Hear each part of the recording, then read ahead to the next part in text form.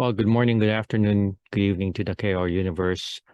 We are going to have a review of the NRYLI that uh, just was held in Baguio City this December. We are lucky to have Sir Paul Bilaoen to be able to help us decipher and describe to us what was the NRYLI experience as an organizer for this 60th NRYLI held in Baguio City. So without further ado, Sir Bilawan. So sir, can you give us a summation of the NRYLI 2022?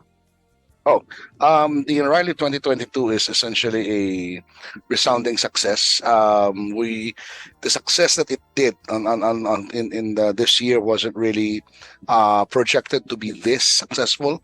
During the meetings of the NRYLI, the earlier months, like about September, October, we were only expecting about 250 delegates because of this is the first time coming out of the pandemic that students and faculty and schools are doing face-to-face meetings. So this is actually quite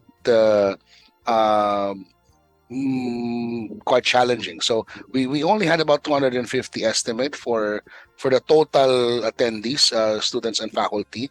That being said, it's the order will be shouldering at least about 80% of the expenses. So that is what we're looking at, and that is why we had a lot of solicitations, a lot of fundraisers to help support NRYLI, and you know that in the United States heavily. But even at that, where we haven't been meeting the numbers, but then really came about, and we still had to, sabi ni Supremo Calderon, this is our commitment to our youth. This is the brand of leadership institute that we've always done for the past 60 years. This is an institutional program. We will continue, and then we marched on. We had about 513 total delegates. Okay. So we were really happy that we were able to surpass the targeted numbers. We were able to balance the financials, and moreover the program. From the program of 250, we were able to scale to 500. So it's not an easy feat, but it was done. Okay, sir. So I'm just curious, sir. Do you know what was the students that came from the farthest part?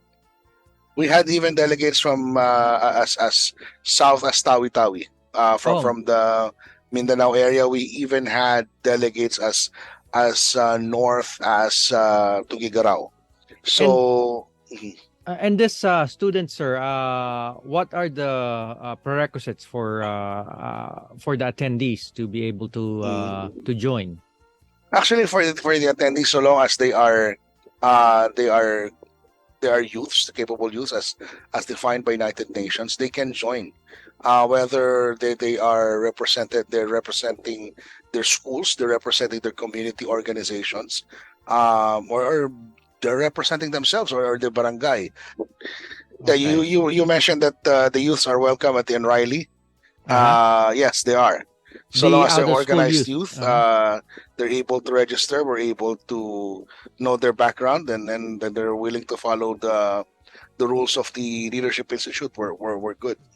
What do you think, sir? In your I know that you have been part of the NRYLI for a long time. Since the 39th, the 40th, and the 41st NRYLI, and now we're on the 61st, and you are going to be a part of the 61st as well. So you have a lot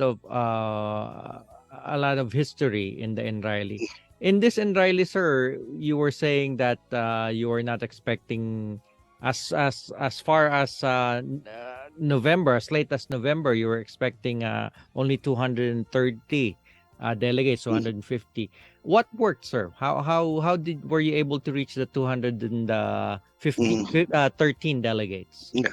Actually, the magic came in when we tapped our local government resources. As you know, the Supreme Commander is a former mayor of Angono Rizal and is currently its vice mayor. The experience of handling and working with local government is something that we really didn't see that it was that effective. But right now, after what Supremo Calderon has shown, local government really works very strategically when it comes to these things. Kasi the Knights of Rizal has always worked on the macro level. We have always worked with the Commission on Higher Education, Department of Education, all at the national government levels, all at the executive levels. But sabi nga ni Supremo Calderon, let us go down to the grassroots, let us talk to them, and towards the local government. Let us partner with the local government, and then that has also been my clamor ever since. We should empower our chapters to talk and partner with local government that they're working with. So that's what happened. So we burned the phone lines, called up mayors that are good friends with Supremo Calderon, called up our good brother knights who are mayors, councilors, that are very critical in local governance. So that is where we got. In fact, I would have to shout out Supremo Jerry Singson, the governor of the province of Ilocos Sur, for giving us the most number of delegates coming from the province. So you see, when local government acts, it's concentrated, it's more updated. Yung sinabi ni Governor ni Sir Jerry Singson na okay, we'll be sending communicate with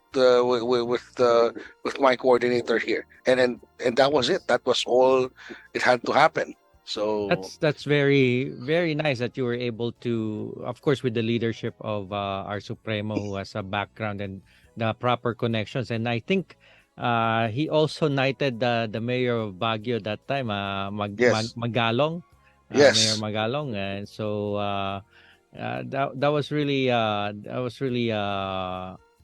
very resourceful on the part on his part. Now, also, sir, on the national government level, also, we were lucky to be graced by the Vice President Sara Duterte. And of course, also she is also the Secretary of Education in the government. So how did that come about, sir? And what do you think is the effect of that in the actual program? Actually, the national government, when we got Vice President Sara Duterte, this was the work of Supremo Calderon, of course, under his leadership. Of course, we had to use our we also had to contact our brother knights who are in national government and who are in contact with the Vice President. I have to say, ASEC Jeff T is very instrumental in this one. I'm going to mention something else where for the International Assembly, under Secretary Chris Beltran for the President of the Republic, but that is another program. But what as Vice President Sara Duterte and as Secretary of Education, we wanted to highlight how the importance of NRYLI is, the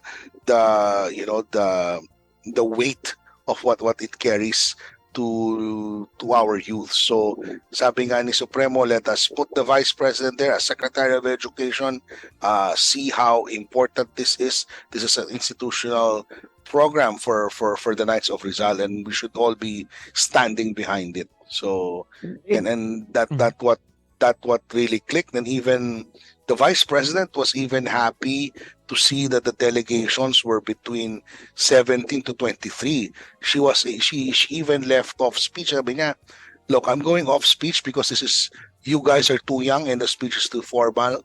And then she went on, as how she would talk to someone between those ages. So That's she right. was very interactive as far as delegates are concerned.